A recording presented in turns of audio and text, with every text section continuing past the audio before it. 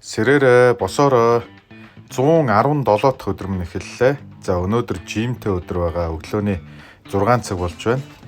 За гамбаа өгшийнхаа хэлснээр амаа зайлаад 600 орчим грамм усаа уужаад багшийн өгсөн хоолны хуваарийн дагуу ногоо алмаа идээд за ингээд овёос илчлэг багтаа сүү 3 өндөг банана сайхан идэхээр бэлтлээ. За өнөөдөр гадуур бас нэлээд ажил байгаа. Эхний ээлжинд ямар ч үсэн жимдээ явна. За эхний өдрийн жимийн дараа бол нэлээд шамбисан. Харин өнөөдөр бол 2 дахь өдрөө жимдээ явна. За ингээ аав охтуудын үсийг самнаад ингээ хувцлаад бэлдээд охтуудаа сургуульд нь хүргэж өгчөөд фитнес рүүгээ алхаад орлоо. За ингээд яах л бол доо гэдэг айцтай яваад орлоо. За ямар ч байсан жимэндээ ирлээ. За ингээд хувцас солиод үндсэн жимнийхээ бэлтгэлийг бүгдийг хангалаа. За өнөөдөр ямар дасгалууд хийх үү? Бүхэл юм надад их шин санагдчихлаа. За тэгээд ер нь яг уу бие бол мөрөөрөө за тэгээд дал хэсгээр, суг хэсгээр гуйны арын булчин болвол нэг жоохон буларсан байсан. За тэгээд ямар ч байсан жимээ эхлүүллээ. Өглөөний мэнд хүргэе. За жимэнд явж байгаа 2 дахь өдөр минь эхэллээ. За энэ өдөр бас юу болохыг үзье. Эхний өдрийн дараа бас гар нэлээд буларсан байна. Хөлний буяа. За ингээд спортоор хичээлцгээе.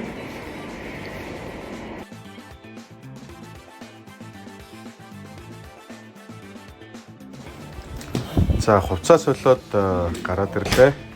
За хувцас сольж гарч ирчээд жим дээр ирсэн нэлээд олон хүмүүс өглөө бас цуглдсан байлаа. Ер нь бол жим спортоор хичээлж байгаа хүмүүс бол өглөө хийхийг илүү үздэг юм байна.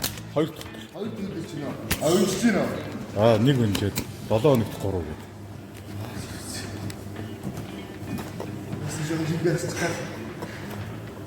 Одоо чи хэд рүү очих гэж байгаа юм бэ? Хилээрээ үзэхгүй. Тийм үү. Эндээ биеэ өөртөө харж байгаа. Хэмэрхүү уучтай үлгээж болгондоо гэж. За манай энэ залуу бас надаас өмнө бас хичээлж байсан. Бас сайхан бие хаатай гэхдээ бол намайг бол хамаагүй туршлагатай бас сайхан залуу байгаа. Тэгээ надад бас тусал зөвлөж байгаанаас бас баярлалаа гэж хэлье. За ингээ гамбаа өгштайгаа шууд ирлээ. За манай энэ perfect body fitness дээр маань зоргоогоо залуу бас нэг бүсгүй хоёр маань жин хасах дасгал хийж байгаа юм байлаа. За ингээд зоргоотойгоо ээлжлээд за гидсний таталт болон хөлөө дэш өргөх дасгалыг багшаас зөвлөгөө авсны дагуу хийлээ. За өнөөдөр бол гамбаа өгш намайг мөрний дасгал руу нэлээд бас орууллаа. За өчигдрийн миний хийсэн өглөөний дасгалыг гамбаа өгш үзээд за гантил гэж энийг хэлдэг, штанг гэж энийг хэлдэг, жир гэж энийг хэлдэг ингээд бас зааж өглөө. За ингээд багштай байхын давуу талууд бас гарч ирж байна. За эхний ээлж нь намайг хүнд хэрэггүй гэдэг 1 кг, 2 кг-ийн энэ гантилуудыг өргүүлж бас энэ дасгал хийдэг. Бас л үнэхээр чанга байлаа. Шууд л энэ өрлөө ороод. Гэхдээ ямар ч байсан дасгалуудыг 3 ээлжээр багшийн зөвлөгөөний дагуу хийн гэдэг бол өөрөө маш том зүйл юм байлээ. За ганцаараа байвал за болиг үлээ эсвэл хэцүү юм байна гэж хайчдаг. Тэгэхээр багш байхын давуу тал бол их чухал. За ингээд нөгөө хоёр одоо турж байгаа одоо яг уралдаанд орж байгаа хоёр залуу бүсгүй хоёртойгоо хамтдаа бид 3 ингээд дасгал хийлээ. За тэр хоёр маань 4 5 удаа оролттой, би 3 удаа оролттой. Тэр хоёр маань надаас 3 4 кг илүү. Жишээ нь би 2 кг-ийн гантил барихад манай хоёр бол 4 5 6 кг-ийн гантил барих жишээ нэ. Ингээ нөгөө хоёртойгоо хамтдаа дасгалыг хийлээ. Яг нэгэн зэрэг өөр хүмүүстэй хамтдаа тоолоод хийх бас урамтай юм байлээ. За тэгээд давхар бас хөгжим сонсоод дасгал хийнэ гэдэг чинь бас шал ондоо нөгөө дууга дуулна, нэг мэтгэд тоон болно гэх мэтчлэн. За ингээд олон одоо яг жимд явдаг хүмүүсийн зүйлсийг бас сурж мэдэж авсаар л. За ингээд штанг гантилтай хосолсон яг нөгөө мөрлөө ордог дасгалуудыг багшийн зааврын дагуу хийлээ. За ингээд өргөл тулгам одоо тэр чигтээ техник зүгээр л дээшээ өргөн гэхээр одоо бас ондоо. За доороос дээшээ өргөн гэдэг нь бас ондоо грацийн зөрүү гэх мэтчлэн ингээд бүх зүйл өөр байдаг юм байна. За ингээд багж хэрэгслүүдтэйгээ өөрөө харьцаж сурна. За хаана нь юу байх, яавал дээшээ доошоо болох, аль дасгалыг хийвэл хаашаа аль булчин руу орох гэх мэтчлэн бүх зүйлүүдийг анхлан над шиг сурж байгаа хүмүүс байвал заавал багштай яваад багшаас заалах нь зөв юм байна шүү гэдгийг та хэдтэй хэлж байгаа. За жишээ нь одоо 2 гараа дээшээ өргөх энэ дасгал. За эхний ээлжинд уг нь тохоо нь гантилаасаа дээшээ байх ёстой юм байна. Би болохоор гантилаа айлуулах дээшээ байлгана гэдэг байдлаар өргөжөөлөө. За ингээд энэ олсны таталт энэ төр гэх мэтчлээ. За өнөөдрийн дасгал цаг 30 минут хийх. За амжилттай. Манай зөргөө 136 кг-аас 110 кг, 20 гаруй кг. За хоёр дахь өдөр дууслаа. Нэг залуу байна лээ. Би ийм залуучуудаас үлгэр дуурайл аваа. За одоо чи явж байгаа бас баяртай байна. За ингээд гамбаа өгчтэйгээ зөвлөгөөгөө авчаад килограмма жингээ үзлээ. За ингээд жингээ үзээд зогссон чинь миний биеийн жин 83 кг зааж байсан.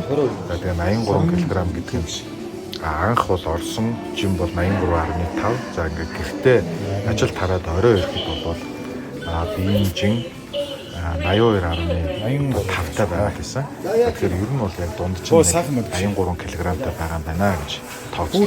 За багшаас витамин нэ хизээ хаанаас ямар бүхэн болох гэж дутуу зүйлүүдээ нэлээд асуулаа. За ингээд өнөөдөр бол витамин авъя. Нөгөө талаас нарийн ногоонуудаа, за хүнсний ногоонуудаа нөөцөлж авах байна. За ингээд багштай 2 дахь өдрийн дасгалаа хийгээд за өндөрлөлөө. За гамбаагчтай бас баярлалаа гэж хэлмээр байна. Бүр устгах. За сайхан багш. Энэ өдрийн жин дууссан. Нилээн шамбихын болов гэсэн харин өмнөх өдрөө бодвол харьцангуй бас гайгүй шүү. За ингээд 1 цаг 30 минутын жимд орсны дараа гараад ирлээ. Шууд Чингэлтэй дүүргүүргүй явлаа. За ээлжид уулзалтууд, цэцэрлэгийн уулзалт руугаа 275 дугаар цэцэрлэг дээр ирлээ. 275 дугаар цэцэрлэгийн эрхлэгч Алтан Туяа багш миний цэцэрлэгийн багш байж таарад за ингээд сайхан одоо сэтгэл шингэсэн тэврэлт үнсэлтээр өмсүүлээд багштайгаа уулзсанд бас баяртай байна. За ингээд нэгэн Дэнжин мянга хавцаа ирсэн юм чинь Дэнжин мянгаас хүнсний ногоо, үхрийн маха авъя гэж шийдээд Монгол одоо төмс ногоонуудаа бүгдийн сайхан ахиухан нөөцлөд авчлаа. За манай эхнэр бол ингэж ихээр авахд бол тундургүй. За би нэг мөсөн эхнэрийг эзгүүд бас ингээд 2 шуудаа ногоо ямар ч үсэн ингээд нөөцлөд авчлаа.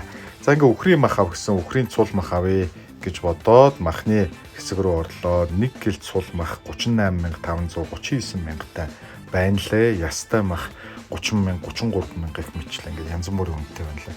Мах бас үнэн талисан байлээ шүү. Махнаас гарч ирээд нөгөө амтлагч руу бас орлоо. За ингээд амтлагч маха бүгдийг авчаад цаг харсан 12 цаг. За хоол идэх хуваарийн дагуу үхрийн мах за нарийн ногоогоо идэх ёстой. За ингээд 120 г үхрийн мах нарийн ногоогоо сайхан идчихэд одоо бусад ажлуудаа ажил дээр сууд амжуулж хагаад октоодыг авах цаг боллоо. За ингээд октоодаа авчаад оройны 6 цаг болж байлаа. Октоодтойгоо хамтдаа дахианы махаа идчихэд эрэг чингэлтэйчүүдтэй орж байгаа англи хэлний хичээл рүүгээ октоодаа дагуулад орлоо. За энэ бол манай эрэг чингэлтэйчүүд аялал алхалтын клубийнхний хувцас байгаа. Тэгээд лавгдор цангаас ийм оронж хувцаар бид нар жигдрээд ийм гоё хувцастай боллоо. За хичээл 8 цагт тараа гараад ирсэн чи харнэ. Зам хаасан байлаа маргааш марафонтой. За ингээд нөгөө 2 шуудаа төмсөө аваад октоодтойгоо гэртээ орлоо. За ингээд нэг мэдсэн цаг 9 цаг болж байлаа. За гэртээ ороод 9 цагаас гамбаа өгшийн хэлсэн зааврын дагуу 1 лир за одоо тараг сахаргүй тараг уух хэвээр. За ингээд лир таргаа уучаад хуучин хөвшмөл 400 үндсэн дээс рүүгээ бас орлоо. Тэгээд 110 гаруй хоног дээсэнд ороод дасгал хийцэн болохоор хийхгүй болохоор нэг л өгүүлээд байдаг юм байна. Уг нь амралт болох хэрэгтэй. Гэтэ ямар ч байсан гамбаа өгш энийг хийж ивэл ямар ч асуудалгүй гэсэн учраас дасгалаа ямар ч байсан хийлээ. За ингээд орой лагер руугаа явдаг ч юм бэлээ маргааш ууланд модон далахыг гэсэн бодолтой. Октоодаа бас ахиндаа аваач өгөх төлөвлөгөөтэй бид нар гэрээс гарахаар шийдлээ.